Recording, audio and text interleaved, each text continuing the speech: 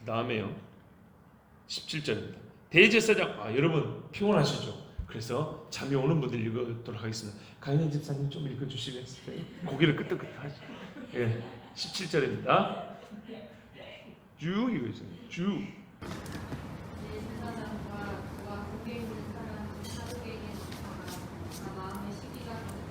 예, 잠깐 스톱입니다.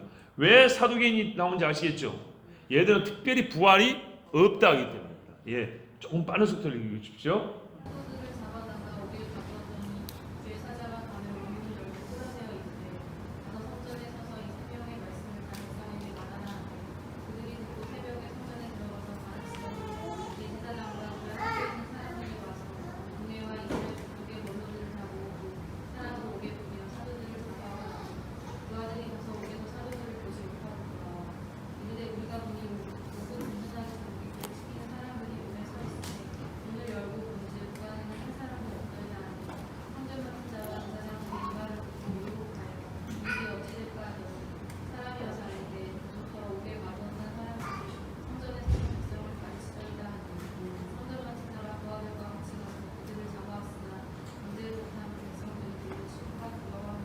예, 여기까지요. 기가 막힌 일이 벌어졌습니다. 가둬놔가지고 풀어줬더니 어떻게 됐죠? 문이 저절로 열려져 버렸죠. 그죠? 주회사장은 문을 열고 끌어내줬어요. 그럼 집에 가서 쉬든지 숨든지 해야 되는데 다시 가가지고 하니까 이 잡아놓은 사람도 기가 막힌 거예요. 자, 그들을 끌어다 공회 앞에 세우니 대제사장이 물으되 우리가 이 이름으로 사람을 가르치지 말라고 엄금하였으되 너희가 너희 가르침을 예루살렘에 가득하게 하니 이 사람의 피를 우리에게로 돌리고자 함이로다. 알기는 잘 알죠. 참, 베드로와 사도들이 대답하여 이르되 사람보다 하나님께 순종하는 것이 마땅하니라. 너희가 나무에 달아 죽인 예수를 우리 조상의 하나님이 살리시고 이스라엘에게 회개함과 죄 사함을 주시고 그를 오른손으로 높이사 임금과 구주로 삼으셨느니라. 우리는 이 일의 증인이요 하나님이 자기에게 순종하는 사람들이 주신 성령도 그러하더라. 성령도 증인이라고 말합니다. 정말 베드로가요 거침이 없습니다. 사도답지요. 예. 그들이 듣고 크게 노하여 사도들을 없이 하고자 하지 죽여버리고 싶었어요. 자, 그때 하나님께서는 정말 놀랍게도 사도 바울의 스승 율법주의자의 대가 가말리엘의 입을 열어 말씀하십니다. 자, 우리 오성호 군 34절부터 읽어주십시오. 바리새인 가말리엘은 율법교사로 모든 백성의 존경을 받는 자라. 공회 중에 일어나 명하여 사도들을 잠깐 밖에 나가게 하고 말하되 이스라엘 사람들아 너희가 이 사람들에게 대하여 어떻게 하려는지 조심하라. 잠깐요. 자, 비공개 재판으로 전환시켰습니다. 왜냐하면 매우 중요한 결정을 해야 됐기 때문이고 또 본인들의 양심을 좀 이렇게 뭐랄까요, 밖에 사람들이 그 속을 드러내면 안 되니까 가말리엘은 다 알고 있지 않습니까? 자, 그리고 가말리엘은 어젯밤에 일어난 일을 예사로 보지 않았던 겁니다. 옥문이 자동으로 열렸어. 그런데도 집에 안 가고 이 사람들이 또 와서 전한단 말이에요. 여러분, 이거를 주의 깊게 봤던 겁니다. 그래서 뭐예요? 마음에 거룩한 두려움이 생긴 겁니다. 계속 가시죠. 이전에 듣다가 일어나 스스로 선전함에 사람이 약 400명이나 따르더니 그가 죽임을 당함에 따르던 모든 사람들이 터져 없어졌고 그 후 후적할 때에 갈릴리의 유다가 일어나 백성을 꾀어 따르게 하다가 그도 망한즉 따르던 모든 사람들이 터졌느니라. 이제 내가 너희에게 말하노니 이 사람들을 상관하지 말고 버려두라. 이 사상과 이 소행이 사람으로부터 났으면 무너질 것이요 만약 하나님으로부터 났으면 너희가 그들을 무너뜨릴 수 없고 도리어 하나님을 대적하는 자가 될까 하노라 하니 그들이 옳게 여겨 사도들을 불러들여 채찍질하며 예수의 이름으로 말하는 것을 금하고 놓으니. 여기까지 볼게요. 여러분, 세상 사람들 중에도 우리 편이 될 수 있는 사람이 있습니다. 일제시대에 일본 순사가 거룩한 신앙인들을 도와줬다는 말이 있고요. 쫓겨난 사람 집도 줬다는 얘기 있고 요즘에도 우리 교회가 성혁명 때문에 무너져가고 있지 않습니까? 무신론자들이 무신론과 신론을 갖고 붙이지 않습니다. 사람들이 좋아하는 성자유를 갖고 합니다. 주여. 그런데 그 중에 말이죠, 이게 틀렸다고 교회가 정신 차려야 된다고 가르쳐주는 비그리스도인들이 있다는 거 아시죠? 비그리스도인들이 교회를 염려해 줍니다. 우리 편이 있어요. 진짜 하나님은 어떻게 역사하는지 내가 알 수가 없는데 하여튼 이렇게 놀랍게도 바울은요 거꾸로 했어요. 이걸 보면 볼수록 화가 났어요. 이 사람은 화를 계속 돋구고 있었어요. 자, 사도들은 그 이름을 위하여 능욕받는 일에 합당한 자로 여기심을 기뻐하면서 공의 앞을 떠나니라. 진짜 우리 언제 이런 일 경험해 보죠? 그들이 날마다 성전에 있든지 집에 있든지 예수는 그리스도라고 가르치기와 전도하기를 그치지 아니하니라. 이제 뭔가 먹구름이 몰려오는 거 보이시죠? 그때 제자가 더 많아졌는데 매맞고니까 더 많아졌어요. 여러분, 사도 바울이 그 등에 채찍으로 195대를 맞았어요. 베드로도요 공식적으로 한 2번 39대 치니까 78대는 공식적으로 맞아요. 어떻게 때리냐면 이 암송과 가죽하고 나귀 가죽을 두 가닥씩 네 가닥으로 만듭니다. 그때 상하 이렇게 뼈 조각을 붙입니다. 요거를 때리는데 40대 때리면 죽는다고 하나 가면서 39대거든요. 이게 뭐냐면 죽이기 일보 직전에 때리는 겁니다. 그러니까는 요거 잘못 맞으면 죽어요. 이거 어떤 의미냐면 사형 내릴 수는 없는데 죽이고 싶을 때 매를 때려 죽이는 거예요. 우리는 39대 때리려고 했다. 근데 얘가 37대 맞고 죽어버렸네? 맞다고 죽어요. 그런 매입니다. 어떻게 때냐면 13대는 등짝을 때립니다. 어깨 이쪽을. 그럼 어깨를 때면 이게 감기죠. 여기서 뜯어가 버립니다. 그래서 등만 한 게 아니고 백가죽이 뜯기고요. 갈비뼈가 들어가 이렇게 뜯기는 겁니다. 13대를 이렇게 때립니다. 그 다음에 13대는 이제 등을 뜯어냅니다. 그리고 나머지 13대는 빈자리를 꼽아냅니다. 옆구리 이런데. 그래서 온몸이 밭꼬랑, 우리 예수님도 그렇게 맞았다. 밭꼬랑이 된다 그랬죠. 이렇게 패이는 겁니다. 이렇게 두드러 팹니다. 이래 맞으니까 죽어요. 몇 대 맞으면 실신을 하고요. 몇 대 더 맞으면 몸이 마비가 돼요. 제가 옛날에 중학교 1학년 때 선생님한테 당구 큐대로 130대를 맞아봤어요. 여자 선생님이지만 사지없이 때리니까 한 30대까지는 엄청 아프고요. 50대 넘어가니까 감각이 없어졌어요. 나중에 맞고 나니까 터져가지고 피가 허벅지에 막 피멍이 들고 막 피가 났어요. 요즘 같으면 난리 났겠죠. 왜 맞았냐고요? 투철한 개김 정신으로. 네, 나중에 개인적으로 얘기해 줄게요. 하여튼 130대를 맞았는데 네, 화를 엄청 내죠. 여자 선생님인데 공업을 가르치는 분이었어요. 네, 수학 공업 가르치는 분, 이런 기술 가르치는 분이었어요. 우리 담임 선생님. 하여튼 여러분 개기지 마세요. 여자 선생님 이 투철한 개김 정신으로 뒤제 맞았어요. 네, 여러분 하여튼 요렇게 맞아요. 요렇게 맞아 온 거예요. 이렇게 맞았는데 이 때문에 어떻게 돼요? 핍박 때문에 그때 제자가 더 많아졌는데 6번째 붕입니다. 교회가 어떻게 붕을 맞았는지 보세요. 헬라파 유대인들이 자기의 과부들이 매일의 구제에 빠짐으로 히브리파 사람을 원망하니, 무슨 말입니까? 과부들 중에 구제하는 데만 너무 일하는 사람이 있었다. 그러니까는 봉사인데 뭔가 불균형이 있었다는 거예요. 약간의 이제 사람들이 많이 모이다 보니까 지혜롭지 못해가지고 조금 편파, 불편부당해야 되는데 치우치는 게 이제 벌어지는 거예요. 12사도가 모든 제자를 불러 이르되 우리가 하나님의 말씀을 제쳐놓고 접대를 일삼는 것이 마땅하지 아니하니. 자, 여기는 이제 구제에 빠짐으로 이렇게 넣는데 우리가 이제 가만 보면 이런 일이죠. 배식하는 데 문제가 생겼다는 얘기입니다. 예. 남의 떡이 크게 보이기도 하고, 예. 주로 사도들이 이 일을 주도했던 거예요. 사도들이 말씀하고 이 기도하는 거 중요하긴 한데 이 배식 문제는 굳이 사도들이 안 해도 됐었던 것이고, 그렇다고 사도들이 모든 걸 다 잘한 거 아니죠. 사도들이 배식에는 그렇게 이 전문가적 기질이 있지 않았어요. 12사도가 모든 제자를 불러 이르되, 오해하지 마세요. 밥 퍼줬다는 얘기는 아닙니다. 우리가 하나님의 말씀을 제쳐놓고 접대를 일삼는 것이 마땅하지 아니하니 형제들아, 너희 가운데서 성령과 지혜가 충만하여 칭찬받는 사람 7을 택하라. 우리가 이 일을 그들에게 맡기고 우리는 오로지 기도하는 일과 말씀 사이에 힘쓰리라 하니. 교회를 세워하는 데 집중해서 제가 지금 코미트를 하는 거 아시죠? 예.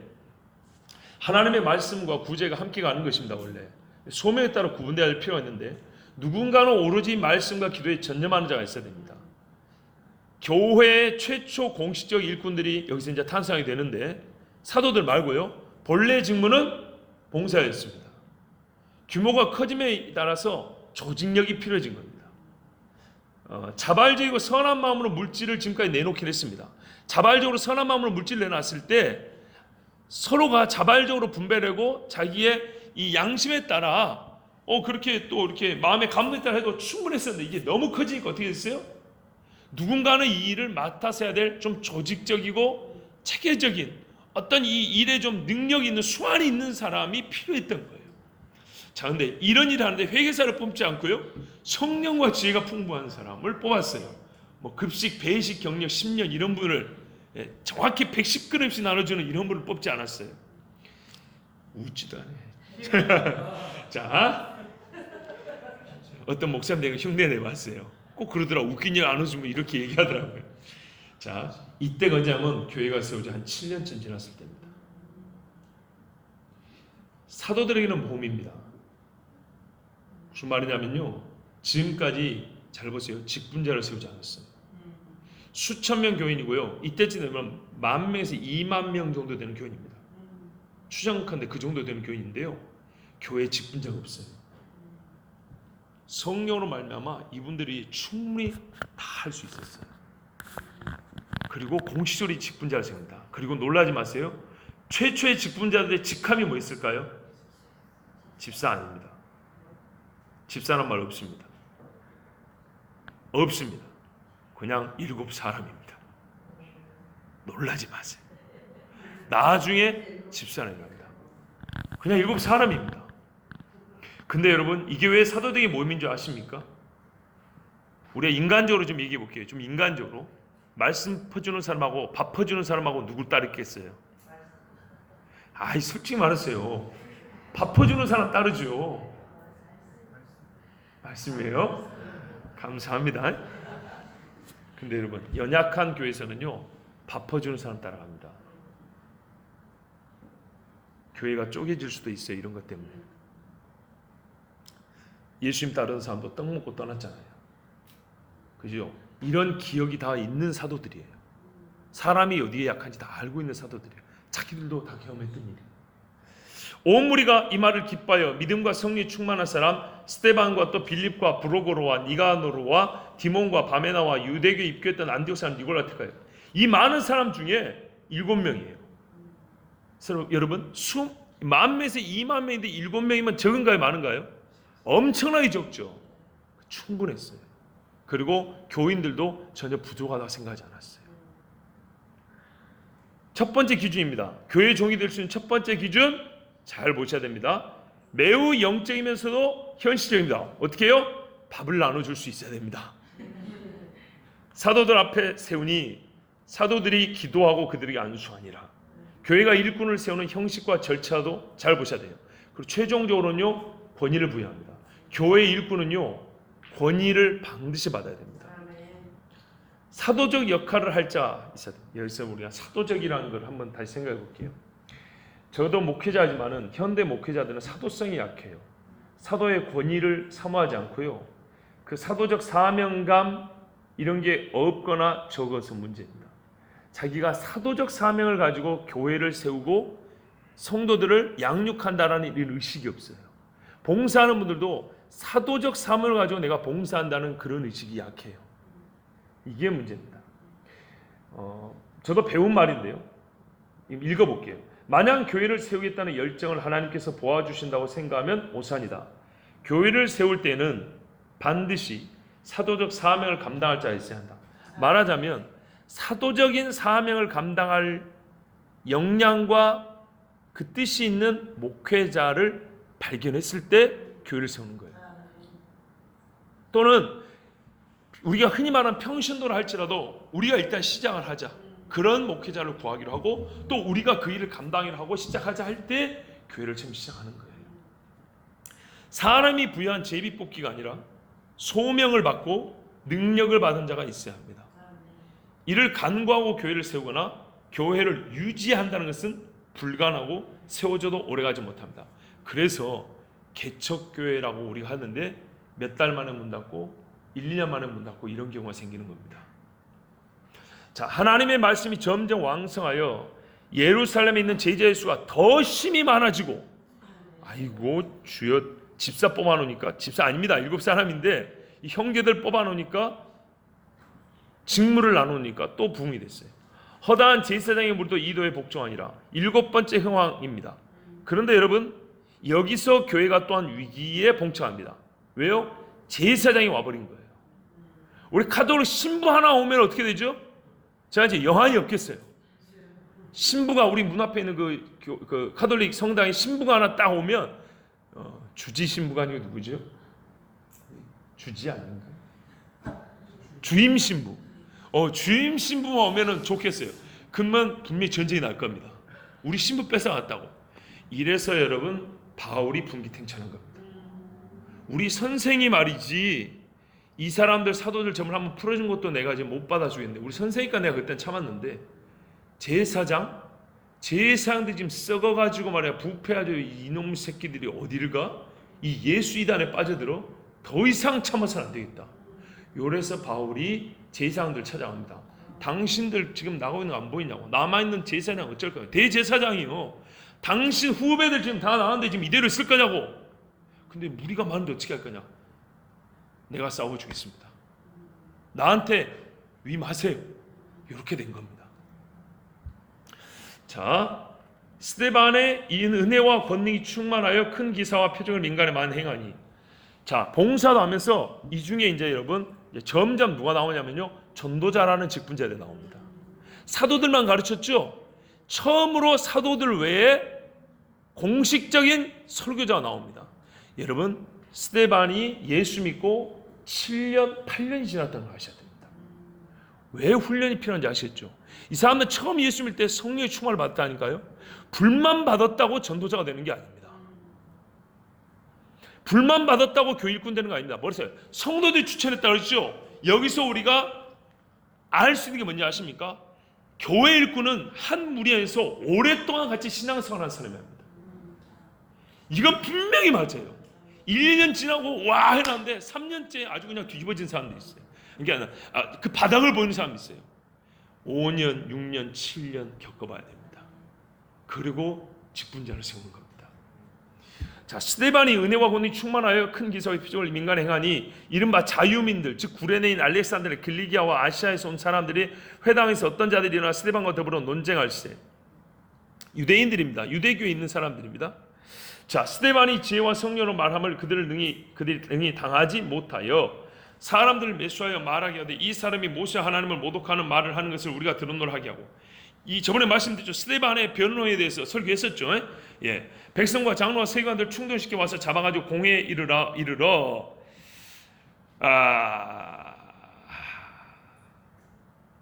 거짓 증인들을 세우니 이르되 이 사람이 이 거룩한 것과 율법을 거스러 말하기를 맞이 아니하는도다. 자, 본보기로 7 대표 중에 한 사람을 잡은 겁니다. 그의 말에 이 나사렛 예수가 이곳을 헐고 또 모세가 우리에게 전하여 준 규례를 고쳤다면 우리가 들었노라 하거늘 공회 중에 앉은 사람들이 다 스데반을 주목하여 보니 그 얼굴이 천사 얼굴 같더라. 대제사장이 이르되 이것이 사실이냐. 스데반이 이르되. 자, 우리 아론 형제가 빨리 읽어주세요. 빠른 속도로. 여러분 소형들이여 들으소서. 우리 조상 아브라함이 하나님 이전 메소포타미아에 있을 때 영광의 하나님이 그에게 모여 이르시되 내 고향과 시청을 떠나 내가 내게 보일 땅으로 가라 하시니 아브라함이 갈대한 사람의 땅을 떠나 하란에 거하다가 그의 아버지가 죽음에 하나님이 그를 거기서 너희 지금 사는 이 땅으로 옮기셨느니라.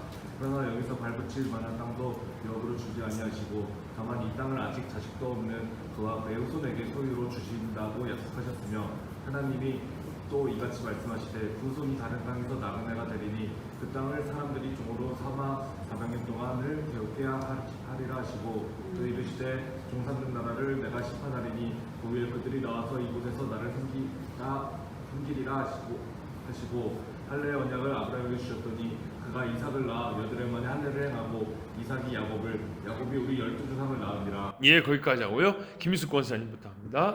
9절입니다.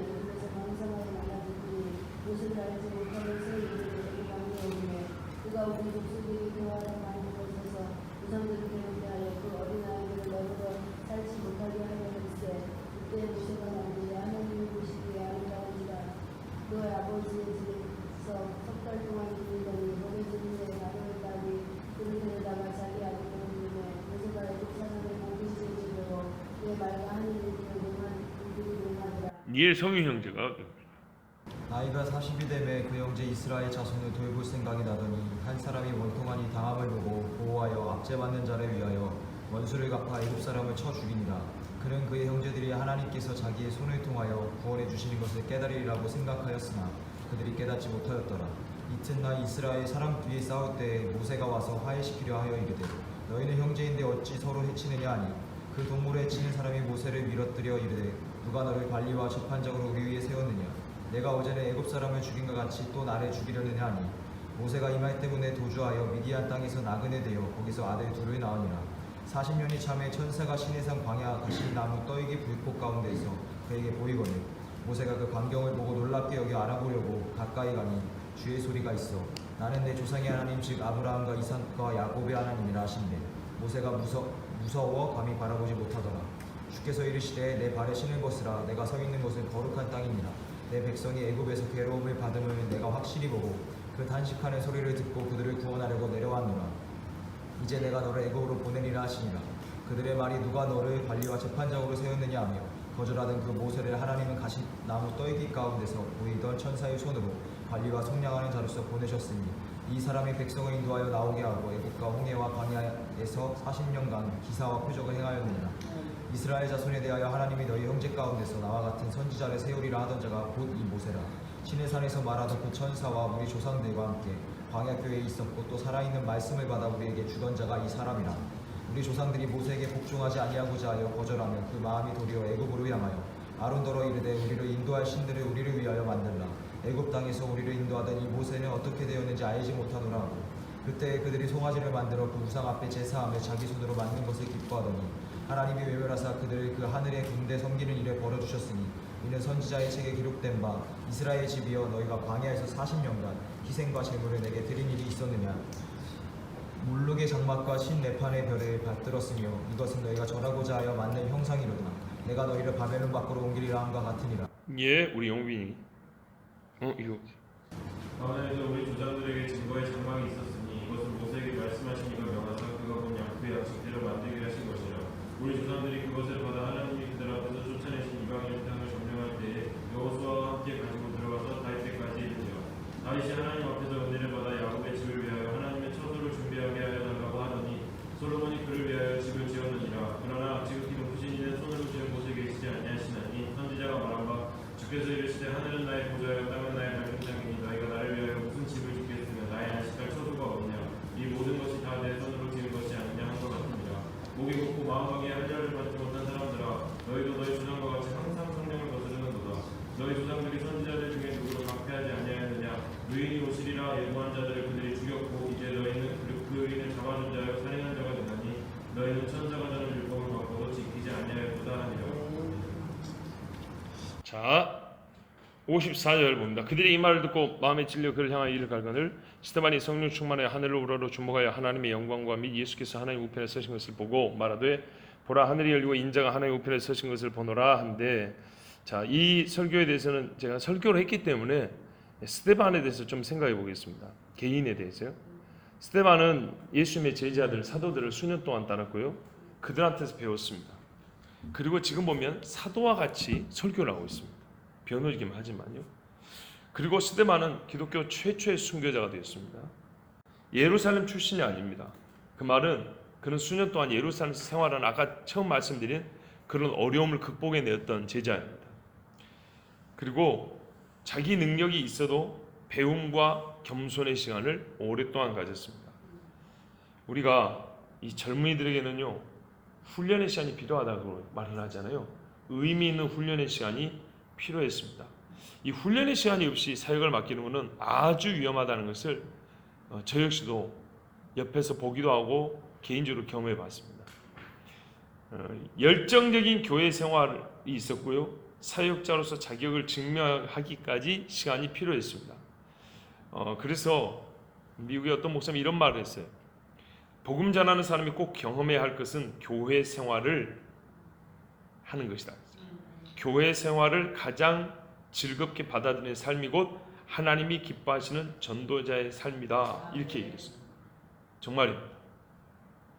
하나님은 이 스데반이 개인적인 자질이 좋은 사람이에요. 그런데 그가 정말 이 많은 사람 앞에서 나타나서 말씀을 전하기까지 시간을 많이 두시고 그가 사도들을 통하여 배우게 하셨다는 것, 교회를 알게 하셨다는 것, 진짜 주님의 뜻이 무엇인지를 알게 한 다음에 그것을 전하여 가르치겠습니다. 자, 여기서 우리 하나 또 알 것은 뭐냐면 성경을 보면 하나의 공통점이 발견됩니다. 하나님이 쓰시고자 하는 자들, 공개적이고 대외적인 자리에 소위 이제 데뷔를 한다 그러죠. 등장을 할 때 나이대는 보통 30이 넘을 때입니다. 30 이하인 자가 선생이나 또는 사람들을 지도하는 자로 부름받은 경우는 성경에서 거의 없습니다. 제 말이 그러면 한번 찾아보십시오. 없습니다. 예, 없어요. 예수님도 30. 그렇죠? 성경에 보면 대충 그래요. 요셉 총을 될 때 나이 30. 레위인들 30부터 50까지 봉사합니다. 다윗은 30에 왕이 됐습니다. 기름 부음은 한참 전에 받았는데, 그죠? 훈련입니다. 예수님은요 태어나실 때부터 하나님의 아들인데 30년 동안 어떤 사람 그래요? 30년을 헛되이 보냈냐고. 좋은 것이 20살 때부터 해도 되는 거 아니냐? 하나님의 시간표는 그렇지 않습니다. 스데반도 지금 이때쯤 나이가 청년 때 부름받고 거의 7, 8년 지났기 때문에 못해도 30대 초반 정도 그렇게 보고 있습니다. 성경은요 잠재력이 대단하지만은 그런 사람들도 침묵하는 시간을 길게 갖는다는 것을 아셔야 됩니다. 실제로 그렇지 않습니까? 요셉이나 다윗만 봐도 그렇죠. 성령 없이 사역자가 되는 것도 문제이지만 성령을 받았다고 해서 준비와 인내 없이 섣부르게 덤비는 것도 성령을 욕되게 하는 것이고 다른 영혼에게 치명상을 입힐 수 있다는 것도 알아야 됩니다. 예. 그래서 우리가 이런 게 있죠. 이제 뭐랄까요? 좀 나이가 어릴 때 목회 사역을 하지 않습니까? 먼저 어릴 때는 또 어리게 봐줍니다. 그런데 예를 들어서 내가 20대 중반인데 전도사 사역을 하고 있어요. 그런데 40, 50대 목사들을 보고 자기가 그보다 능히 할 수 있을까라고 생각하고 그럼 어떻게 될까요? 개인적인 자질은 뛰어날 수 있어요. 개인적인 자질은 좋은 걸 갖고 있을 수 있는데 하나님이 그거를 훈련하고 연단하는 시간이 반드시 하나님 그렇게 하시기 때문에 그렇게 할 수 있을 것 같은데 안 됩니다. 이건 거의 제 경험이기도 합니다. 28살 때 처음 전도사 사역을 시작했는데 저는 제가 가가지고 설교하면 그때마다 바뀔 줄 알았어요. 그리고 6개월이 딱 지났는데요. 제 친구 동기들하고 모여가지고 저녁에 뭐 밥 먹으면서 그랬어요. 아, 난 못하겠다 그랬어요. 그리고 뭐라냐면 진짜로 했던 제가 말했던 말 그대로예요. 나는 깨달았다. 개뿔도 아니다. 정말 나는 못한 줄 알고 왜 섬에서 난다 긴다 했지. 내가 법원까지 갔다 왔는데. 그리고 내 또래 중에 정말 내가 청년 때 우리 교회 장로님이 기도하면 한인관이 같은 청년 100명을 보내주시옵소서 이러면 교인들이 아멘 그리고 내가 막 찬양인다 하면 우리 전도사님이 그 찬양 목소리 거절하냐. 이 경기도 사투리 쓰면서 인관이가 찬양을 하면 찬양이 올라가 막. 그리고 다른 선생님은 니를 보면 다윗이 춤추는 게 뭔지 알겠다. 나도 이랬거든요. 그리고 교회 목사님이 이단에 빠져서 다른 청년들은 지 살 길 찾아간다고 다 갔는데 나는 그렇게 하면 안 된다고. 목사님 사모님하고 올해 청년 주제 3시간 5시간 성경을 가지고 목사님 이건 아닙니다. 막 그리고 전도사 사역 가면서 나는 진짜 합당하고 합법적이고 가장 모양새 좋게 축복받으며 울면서 서로 악수를 하고 그렇게 갔거든요. 가장 모범적인 청년이잖아요. 그래 나는 그래서 가고 뭐 될 줄 알았어요. 근데 청년들이 얼마나 무시해버린가. 정말 나는 진짜 무시를 많이 당했어요. 애들이 예배 마치고 2부 그룹 모임 안 하고 가버린 애들도 많고. 말했죠. 또래가 회장이고 뭐 무슨 회계고 무슨 그랬다고요. 3살 어린 청년은요 약간 진보적이에요. 그때 당시 박씨인데 엄마가 이씨라고 이름을 박이 이렇게 붙여버리는 애가 있어요. 아빠 허락도 안 받고. 얘는요 좀 기분 나쁘면 집에 그냥 휙 가고 부회장 휙 가다가 제가 따라가요. 그때는 그런 걸 잘했어요. 따라가면서 뒤에서 전화했어요. 자매님 어디 가세요? 이렇게. 그러면은 저 집에 가는데요. 뒤를 돌아보세요. 나 여기 있죠. 그러면은 안 가고 이렇게 앉아버려요. 길바닥에 아가씨가 참나 뭐 이런 일만 있었던 게 아니에요. 제자 훈련 시키면 여러분은 그래도 잘 따라 들어주시잖아요. 어떤 청년들 뭐 사역 훈련 그때 다 전도사란 말이에요. 그 다음에 전도사가 이런 걸 가르칠 자격이 있나요? 대놓고 하는데 내용이 그런 내용이에요. 내가 들어봐서 안 해? 그래가지고 제목을 바꿔서 세계관 훈련 이렇게 해가지고 바꿔서 했던. 야 정말 초창기에 못 들을 소리 못 볼 걸 많이 봤습니다. 그러니까요. 근데 지나놓고 나니까 제가 부족했다는 걸 많이 느꼈어요. 20대 때는 진짜 부족했다는 거. 정말요. 어떤 경우는 청년들이 뭘 가르쳐달라 하는데 어떻게 가르쳐줘야 될지를 모르겠어요. 준비를 못하겠어요. 근데 정말 희한한 거는 이게 공신한 건 아닌데요. 30이 넘어가고 31살 딱 되니까 담대함도 생기고 이 우리 흔히 말 갈피가 잡히더라고요. 어떻게 해야 될지. 그래가지고 청년들이 난다 긴다 하는 청년들이 이제 좀 많이 있었는데 하나도 두렵지도 않고 까불지 마라 그랬어요. 여기는 교회인데 신앙생활의 증거를 가져와라. 이렇게 하면서 이제 사회를 했던 기억이 납니다. 근데 오늘 이 말씀 보면서 제가 참고하는 서적을 통해서 그걸 배웠어요. 실제로 그렇다.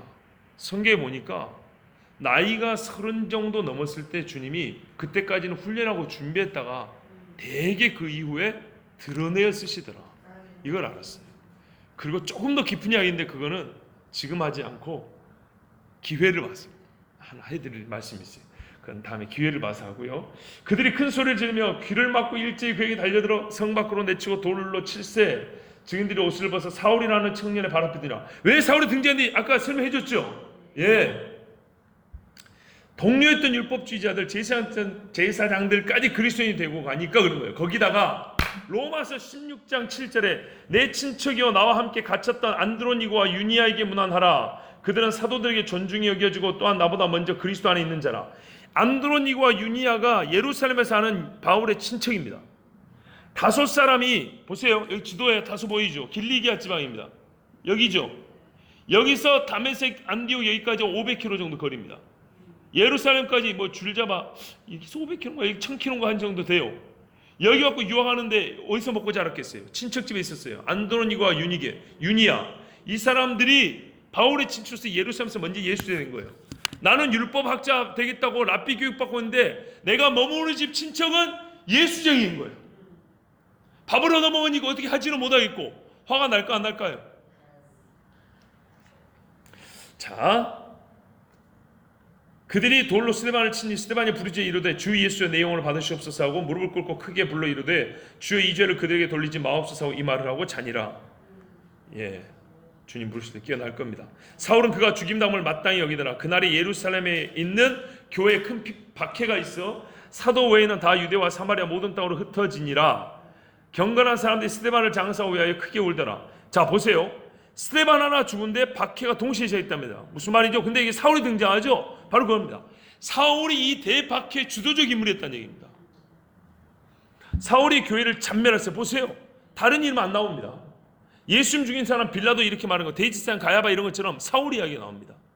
각 집에 들어가 남녀를 끌어다 옥에 넘기냐. 제가 이 상상을 했어요. 여러분, 우리 집에 사람들이 20명이 들어와가지고 다 때려 부시면서 성경 다 던져보고 불태우면서 남자 어른들 막 뺨을 때리고 말이죠. 주먹으로 치면서 여자들이 하면 막 옷을 찢으면서 막 던져버리면서 그걸 끌고 간다고 생각해 보세요. 얼마나 이거 끔찍해. 강도 하나만 들어도 끔찍한데. 39대의 채찍질에서 아까 말씀드렸죠. 5개 넘기기 전에 보통 이 채찍질을 합니다. 이 채찍에 맞은 사람은 유대 공동체에 살 수 없었습니다. 이 채찍의 흉터가 있잖아요. 그럼 유대인들이 이걸 모욕과 저주로 받아들여가지고 유대 공동체에서 못 살고 쫓겨납니다. 자기가 알아서 부끄러워서 나가야 됩니다. 자, 그렇기도 하고 박해가 있으니까 어떻게 하냐고요? 유대와 사마리아 땅으로 갔더라. 이게 죠. 지금까지 어디 있었어요? 예루살렘. 근데 예수님이 말했죠? 예루살렘과 온 유대와 사마리아죠. 유대 땅에도 지금까지 복음이 전해지지 않았다는 거예요. 선교사나 전도자가 나가지 않았다는 거예요. 자, 이래서 우리 이렇게 말씀한 분들이 있어요. 봐보세요. 진작에 주의 말씀을 듣고 유대 땅으로 다니면서 복음을 전해야지, 사마리아로 가야지, 안 가니까 주님이 때려서 쫓아보내잖아. 여러분, 이 말은 틀렸어요. 죄송하지만 그게 아니고요, 하나님이 때가 되니까 박해를 준 거예요. 유대 땅으로 갈 때가 되니까 핍박을 준 거라고요. 왜요? 훈련이 돼야 된다고요. 가면 뭐 한다고요? 교회 세운다고요. 교회를 경험해 봐야지요. 제자들이 예수님과 공동체로 살았잖아요. 예수님에게 복음을 들었잖아요. 제자가 예수님께 복음을 듣는데 3년 이상이 걸렸어요. 부활까지 경험하고 40일이 더 갔어요. 길게 4년 가까이 배웠다고요. 예? 거기다 부활까지 직접 보고. 그런데 생면부재 이방 땅에 살던 사람들까지 그래 와가지고 이 사람들이 그날 오순절에 성령 강림의 그 충만함만 보고 그냥 랄랄라 샬랄라면 가서 복음 전할 수 있습니까?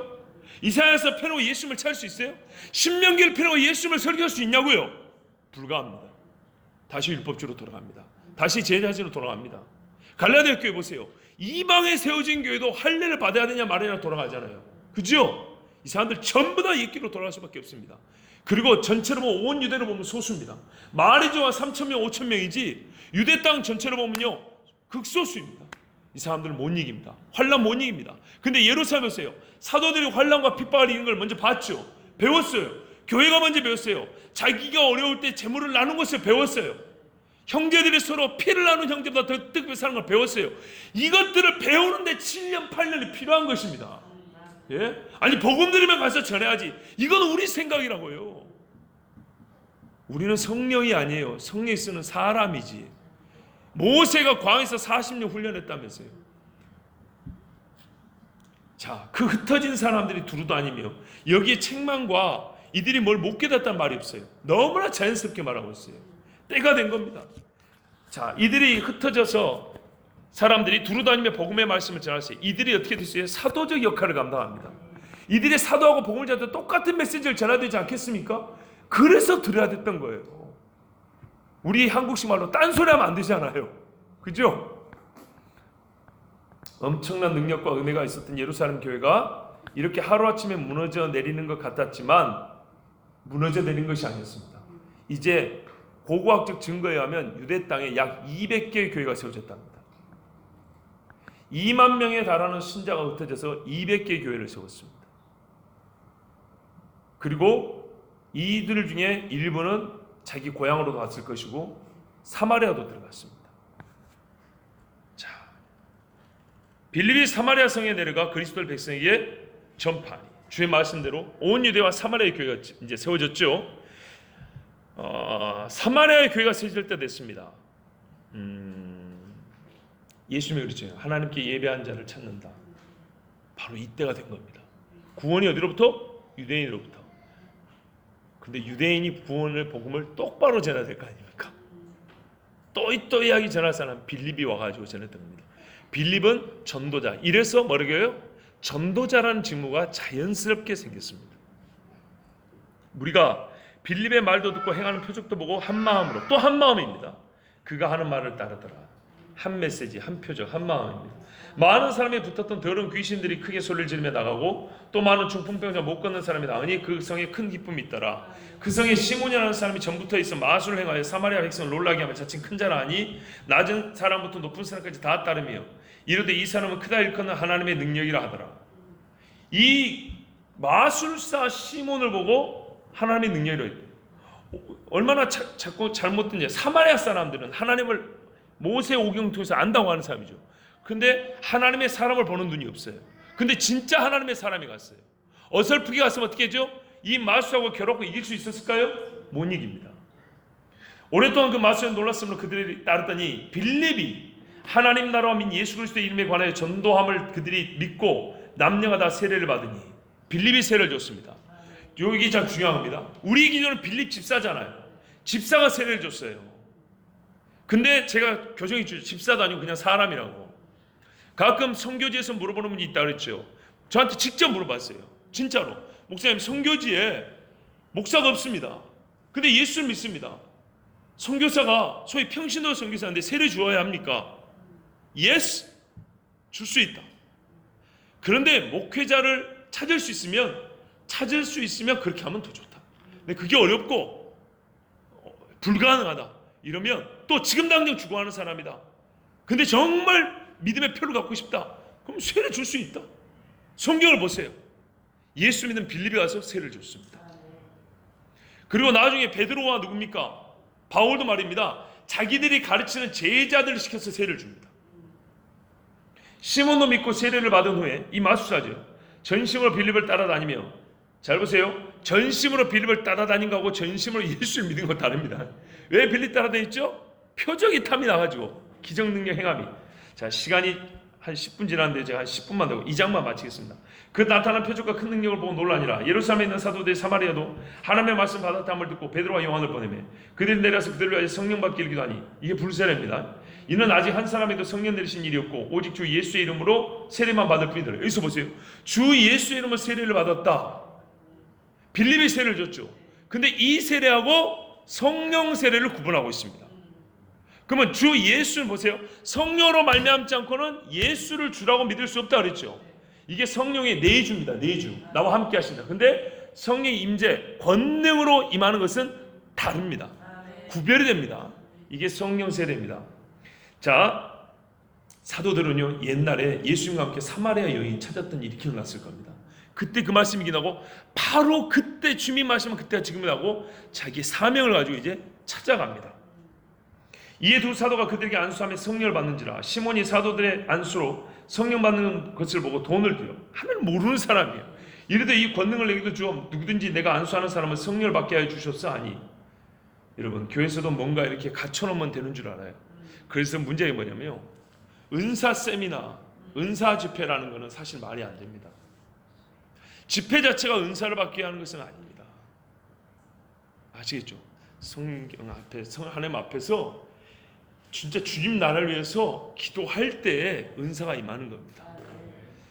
자, 물론 성령을 받기 위해서 기도하지만은 이 마술사처럼 말이죠. 너무 기계적으로 어떤 형식을 따라하면, 어떤 프로그램에 들어가면 너도 은사를 받을 거야, 성령의 충만을 받을 거야, 이런 건 정말 지양해야 합니다. 베드로가 내가 안수하는 사람 성령을 받게 하여 주소서 하니 베드로가 이르되 네가 하나님의 선물을 돈 주고 살 줄로 생각했으니 내 은과 내가 함께 망할 자다. 하나님 앞에서 내 마음이 바르지 못하니, 이거의 문제예요. 이 도에는 내가 관계도 없고 분깃될 것도 없느니라. 그러면 너의 이 약함을 회개하고 주께 기도하라. 회개하면 돼요. 혹 마음에 품은 것을 사하여 주시리라.